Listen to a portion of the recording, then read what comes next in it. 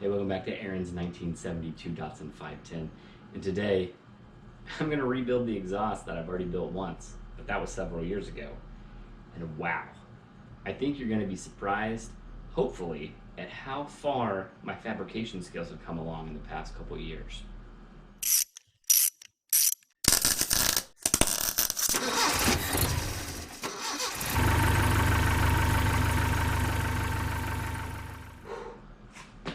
Has a project ever exhausted you? Pun intended here. I went to drive my car to work the other day. Cue the picture. And this happened. Yeah. I got about a block from my house, noticed the car was a bit louder because I was dragging my muffler behind my car. Luckily, this happened about a block from my house. So I was able to just turn around, park it back in front of the house, and just keep on moving. I had to go to work, so I did what every other person would do. I jumped in their other car because everyone has two cars. No, that's not true at all. Which brings me to just something about these cars. And guys, I haven't said this lately, but I am so lucky. I am lucky and I'm blessed that I have the opportunity to put these silly videos together for you. Yeah, I might get 120 to 130 views on most of my videos, but I'm having a good time and I'm learning a ton. And so before I even jump into the project today, I got to do something really cool last week, so who knows when I'll put this video out there, but right now it is the 5th of July. Yeah, I actually went out to the Fabrication series, which is a fantastic YouTuber who has a shop here in Las Vegas. I stumbled across his videos just a couple weeks ago, really liked all of the work that he was doing, and then he mentioned in one of his videos that he gives lessons. And I thought, man, I've got this TIG that I haven't touched yet. I really should learn. So I plopped down the money for his course. I went out there and I got one-on-one training from both Justin and a guy named Nick at his shop, who were super down-to-earth, great people to work with, and I can't say enough positive things about the experience. If you have an opportunity to learn from people who know more than you, you should take that opportunity. You should seek out people that are better than you at something, and you should capitalize on their understanding and knowledge inside a hobby like this. For them, it's their job. The amount of time and effort and practice that I got, along with expert level opinions and feedback on what I was doing right and wrong, I believe shortcutted myself a lot of frustration that I didn't get to do with other portions of this build. I highly encourage you to seek out people that are smarter than you and learn from them. I like to largely say that I'm self-taught in this hobby, but that's not completely true. I learned from my dad, I learned from those around me, and I definitely took advantage of YouTube. This is the first time I've ever paid for a course like this, for a hobby that I have like this. I think it was worth it. Look around. Try to get into a shop and work on that. But that's a really long intro to this video, to where I'm going to say, I'm going to pull out the old exhaust and I'm going to work on putting in a new. The L20B that I have inside the 510 is not some crazy race engine. It's just a normal engine that I use in this car. And so with that, as I did all of the internet sleuthing I could find, I determined that 2, 2 1/4, and 2 1/2 are sort of the common sizes that people would suggest while building, an exhaust. And so I did what every normal person would do, right? I went out to eBay and I found myself a 2-inch exhaust kit. So this kit was about $130 shipped, and I also bought a couple cheap V-bands, each at about $20. So that means I've got about $150 to $170 into this exhaust when I start building it. Now, I went with a 2-inch exhaust because that seemed like the right choice. I don't want some crazy powerful car. I have a Z that I do a lot of my racing in, so you'll see that this 2-inch exhaust has an assortment of bends, including a 90-degree, 180-degree, and then a 45-degree bend. If I was doing this again, and I might still have to, I would likely get a couple pie cuts as well that would allow me to sort of add in a 15-degree bend inside of the car, but it's actually pretty difficult to find mild steel 2-inch exhaust mandrel bit. And I think this is largely because a lot of people, when they're building performance exhaust, go much higher than 2-inch exhaust. It makes sense, but that's not really what I need for this car. So let's go ahead and try to get to it.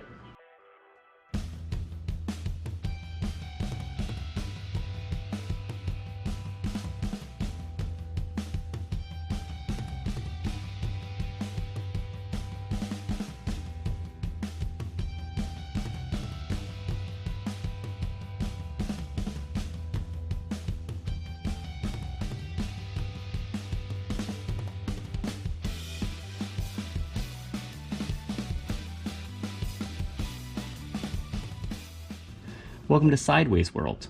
Right now, in the car, I'm fighting this, where I've locked myself in here, and I can't seem to get this loose. And you know what? I don't really care about this thing, so I'm just gonna cut it, so that way I can get this out from under the car. Notice I have put on gloves, I've put on a jacket, I have my face shield. Make for sure to use safety equipment, especially while you're working in confined spaces. You don't want to be getting hurt for no good reason, or really for any reason. Anyway, let's go ahead and get this piece cut. I'm going to cut it where there's already a whole bunch of welding here, trying to save maybe a little bit of longer pieces of tubing in case I need them.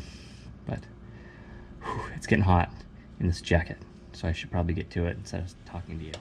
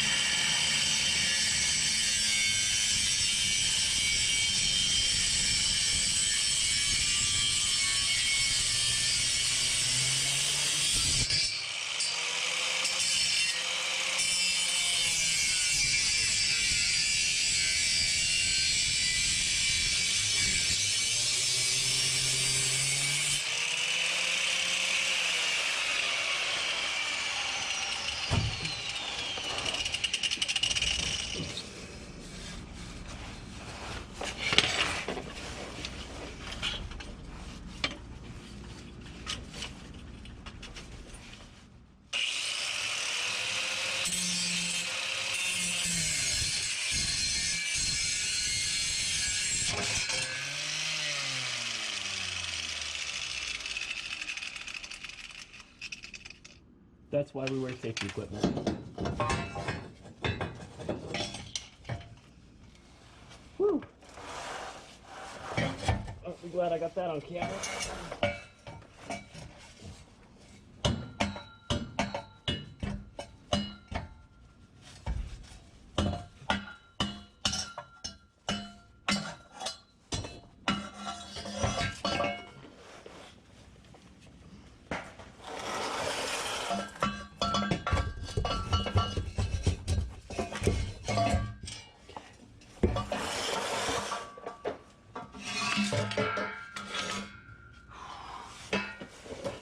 That was a random leftover piece of steel I had.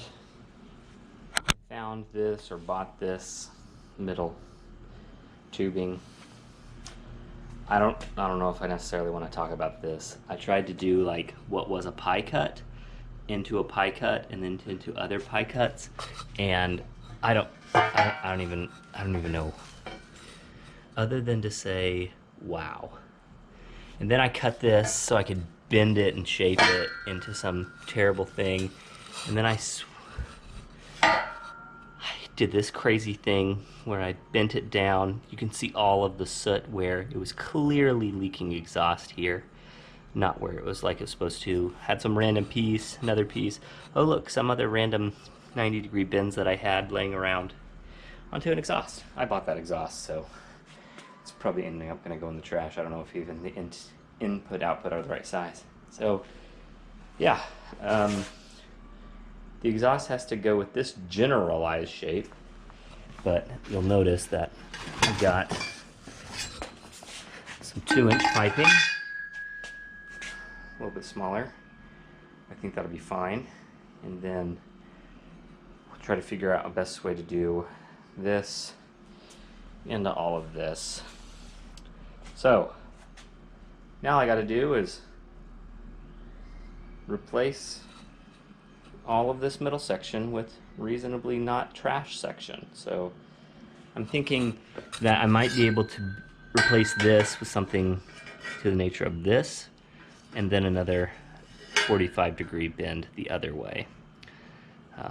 That's at least the goal here. Or a 90 into a 90.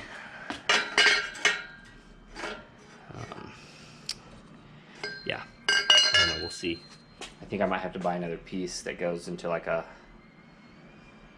45 up and then a 45 back over. That's just awful looking. Oh my gosh, I'm sorry everyone. Let's at least see if we can get the downpipe sort of figured out. I might have to stick with this initial piece to ensure that I can swedge it back down to the right size of 2-inch pipe. So we'll go with that first. Let's go ahead and go over to the bench and see what we're working with. So I've been doing some cutting, some measuring, and really just working with the exhaust. And now I'm ready to remove this great big old downpipe, put this much smaller 45 on, and I'm actually going to, so this goes towards the outside of the car, so I want to bring this up like inside here. So I'll actually be trimming this about here. And that'll bring it, the whole exhaust up just a tiny bit, which I think will benefit the car. And I might even try to heat this area and sort of pull this just a skosh around after I cut this all out. But first, I've got to hack off this terribly crap job I did last time. So that's what I'll do next.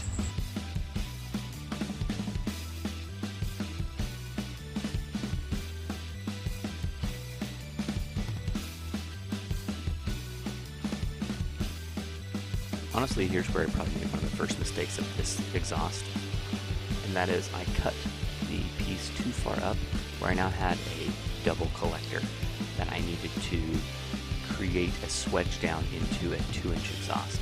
And so I ended up having to order in a about 3-inch to 2-inch collector that I'd been sort of hammered into an oval shape and then created that piece to go between the two. But it worked out okay. This is definitely several days later as I waited for Amazon to ship the part and for it to get to my house. But all in all, I think it turned out okay, and at the time of making this video, I've been driving on this exhaust for well over 6 months, and it's doing pretty well.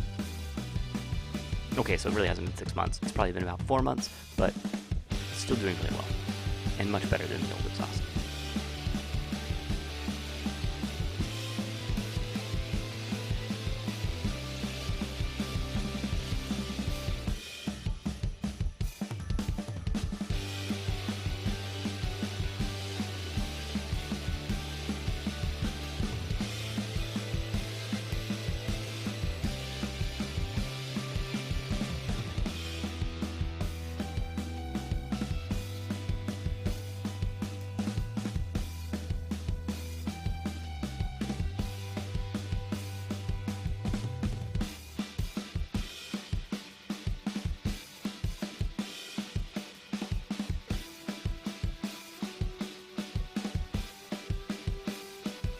Here I start go ahead and just cleaning out all the burrs that are left over from when I was welding. If I was going to do a better job at this, I would have filled the cavity with inert gas so that way it would weld a little better. As we transition to a new day, or maybe just later in the same day, you'll see that I'm go ahead and start working on the next portion of this build, which is the downpipe that will go underneath the car coming off of the header. Yeah, so this goes on for quite a while. Here's what I'm doing.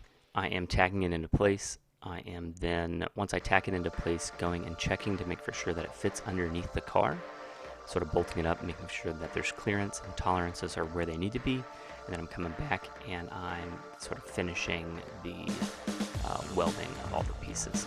And so you see me make a couple mistakes. I accidentally pop off a piece and then have to put it back on. There's just a lot of back and forth, back and forth. But that's what I do. So let's go ahead and speed this all up. Oh, of note, when you see me out with the drill and the little sander, that's me fixing my tungsten, which I tend to dip in the weld quite often. All right, hopefully you can all see this. I went ahead and worked all day yesterday in the garage with no camera on, just trying to get to where we're at here. I'll walk you through each of the steps and how I got to them, and then sort of explain what we're going to do next. So I took out the old 2 1/4 or 2 1/2 inch exhaust and replaced it with a 2-inch exhaust. I think a 2-inch exhaust is going to be perfectly fine for what I want to do with this car. I went ahead and bought a tubing kit, which you saw at the beginning of the video, and I've been tacking it into place with my TIG welder and just trying to get it to the back of the car. So you see I've come off the collector in a 45-degree bend that has a slip joint. This may actually cause some moisture retention, so I'm not super happy about that, but it's there and I'm not going to fix it. We got to the tail shaft of the transmission and I didn't want it to smash into the drive shaft. So you see I put a 10-degree, a 9-degree bend here, but straight across on this bend. In hindsight, I could have just did this as, cut off this as a 9-degree bend, but I was making up pie cuts as practice. And I'll walk you through later on in this video sort of the pie cuts and what I've been doing. I then went straight along the drive shaft until we got sort of to the rear portion of the car. Okay, so once we got to the rear portion of the car, I needed to angle it a little bit more, so this is still getting closer and closer to the drive shaft, just barely.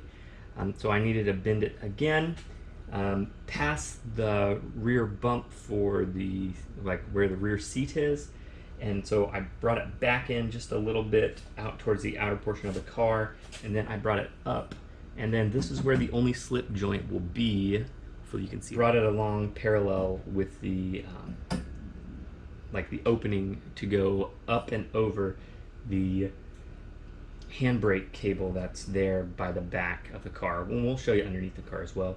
I then used a couple more pie cuts, so a 10 degree on this side, and then a 1 1/4 inch pipe just to give it some length, and then another 10 degree back to parallel with the ground into a slip joint. This slip joint will be up and out of the way, and it allows me to break apart the exhaust right at the rear cross member that the differential is mounted to. So, and I have sort of started to work on that portion of it, but I'm going to go ahead and get this starting to be welding up and then move forward on the car.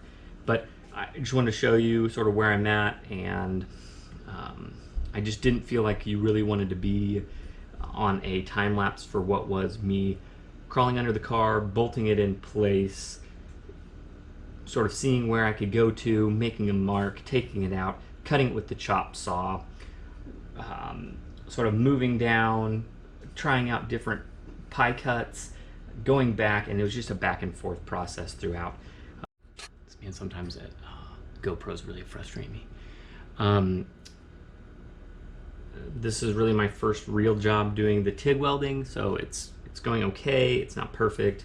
Making for sure to clean all the surfaces before I really get into it, and then making for sure that the tungsten lead is very clean and the surface is clean helps me keep the pool much smaller and makes the welds much cleaner. So we'll go ahead and we will start. I'm going to sort of, as it's sitting, I'll do portions of the welds where I can see all along the way, and then I'll rotate, sort of coming back to the beginning, and just continue to move down so I can get this piece all TIG together. And this will be done, and then I'll move to the rear portion where I've got a new exhaust muffler, and I will place that in as well.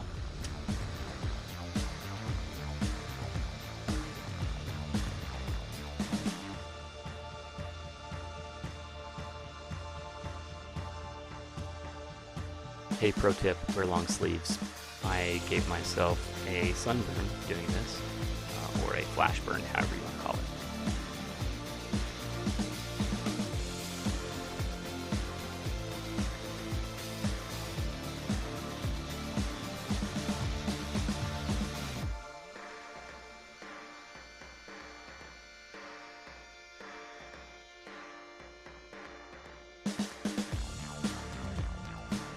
When you're working with a tungsten electrode, and understand I'm not an expert, you want a fine tip and you want the striations to go towards the tip, so that way you get the least amount of resistance and your arc comes off in a nice fine point. However, when your hands are shaky and you're learning how to do this, you're trying to keep the point as close to the surface that you're welding as possible. And so you dip your tungsten into the weld piece and it picks up crap. So you drop it. Like, you might be able to weld a little bit longer, but the honest truth is you should just stop welding right away, replace the tip. And so I have laser green tungsten that the Fabrication series linked below. I went and took a class there, and I don't want to like say my welds are amazing, so don't take that as a negative thing on them. I learned a ton while I was there. But you got to clean these, and so I'll show you the way that I do that.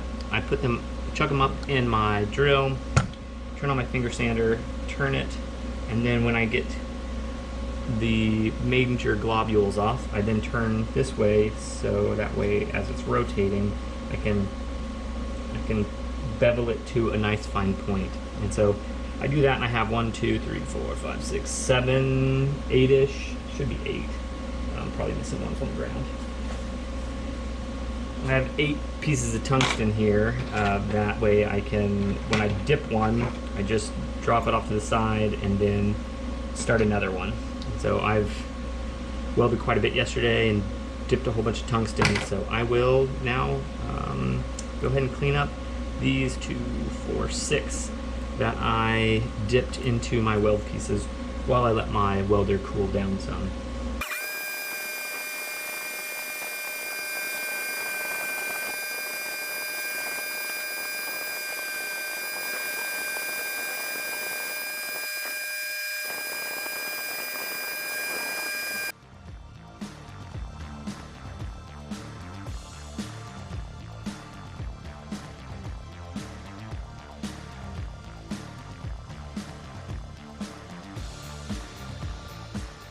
That's still quite hot, but I didn't use much filler here. I just used this part of the metal and sort of just brought it back down into this piece. The exhaust is now fully welded.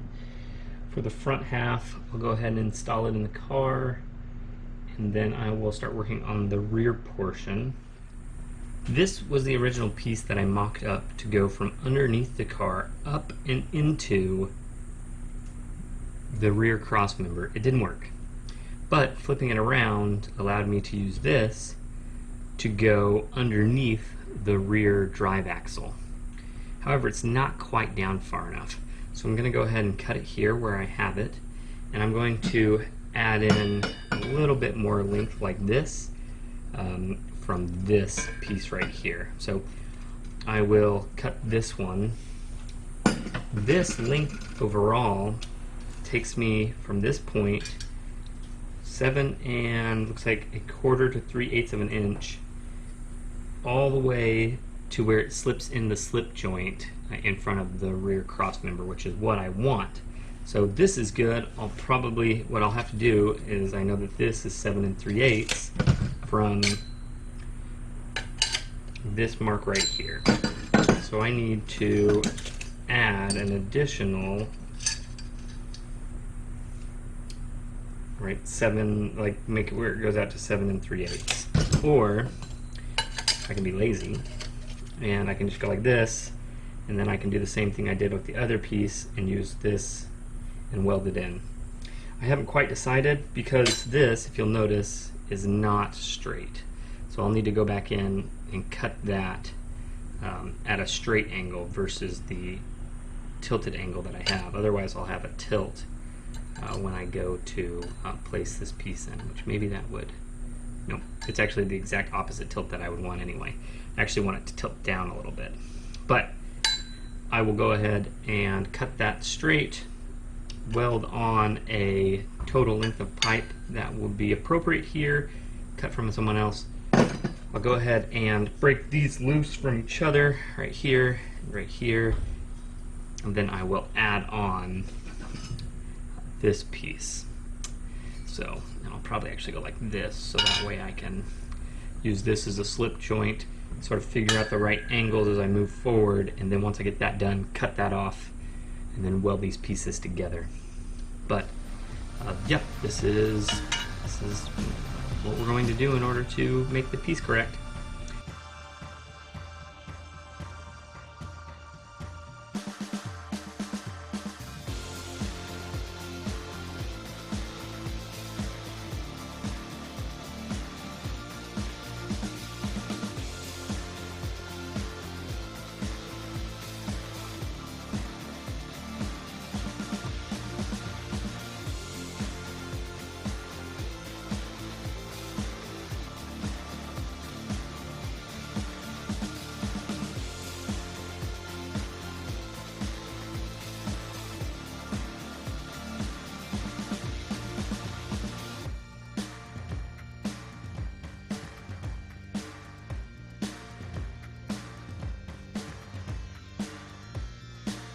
I believe this is the final portion of the exhaust that I really need to do, and I need to place this hanger, I need to attach it to that piece. So right now, the way that I would like to do this is like this.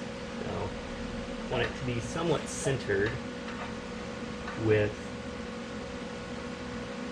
this piece here. So I'm going to try to tack it in place right here.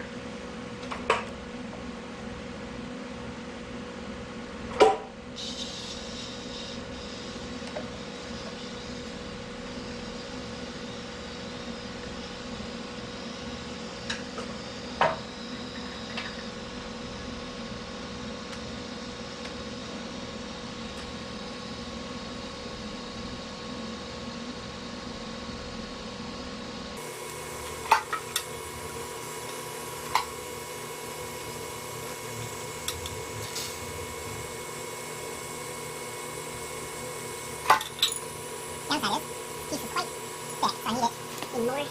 So catch into that. Versus just heating it up.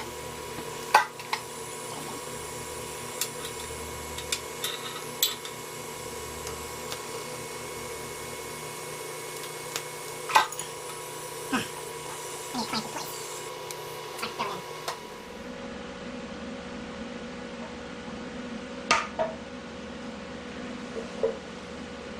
Now hopefully I'll be able to feed some filler in there and bridge that gap.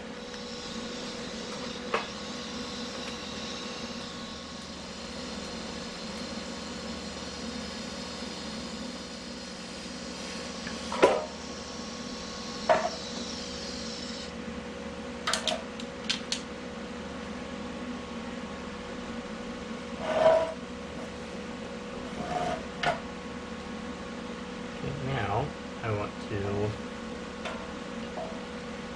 put this sort of right in there and sort of melt.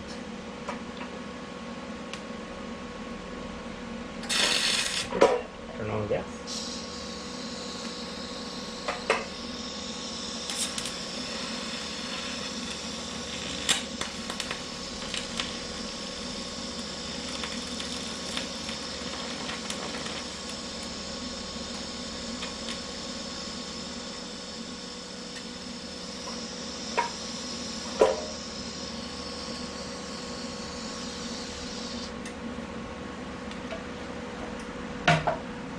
Okay. Not pretty.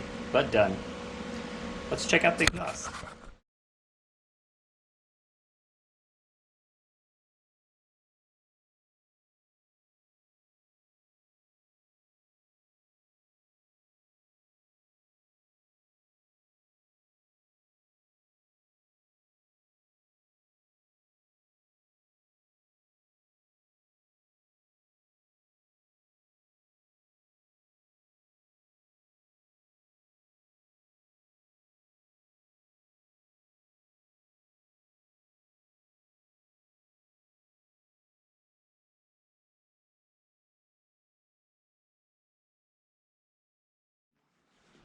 I think the difference is stark whenever you start to look at this piece here.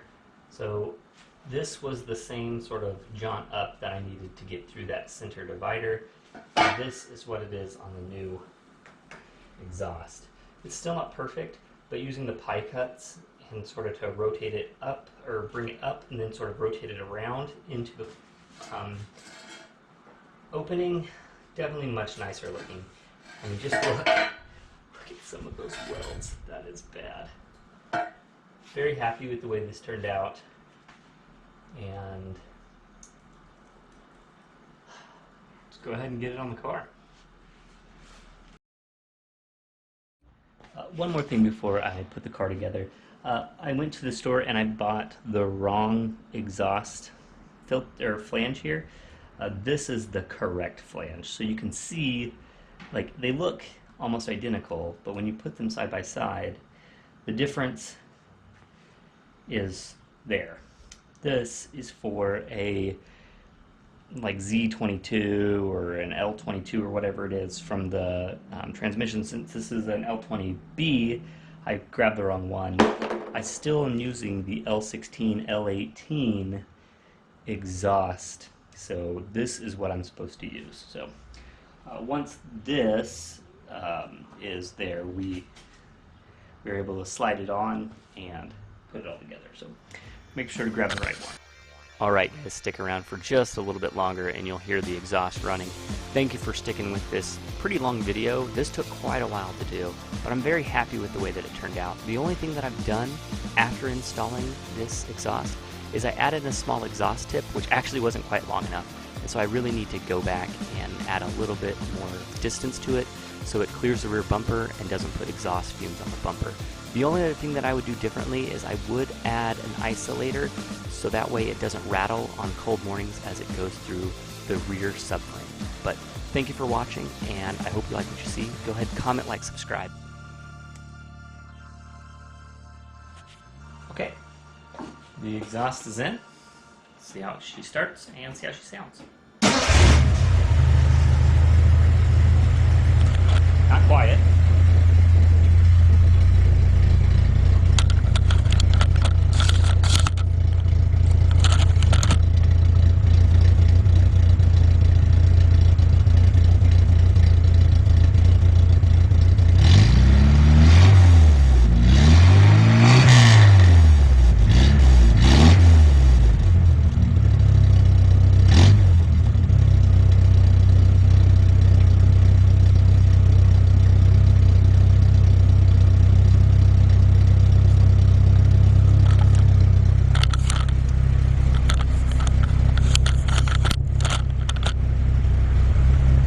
Still not perfect, but the exhaust is so much nicer than it was, and now I'm gonna wash it,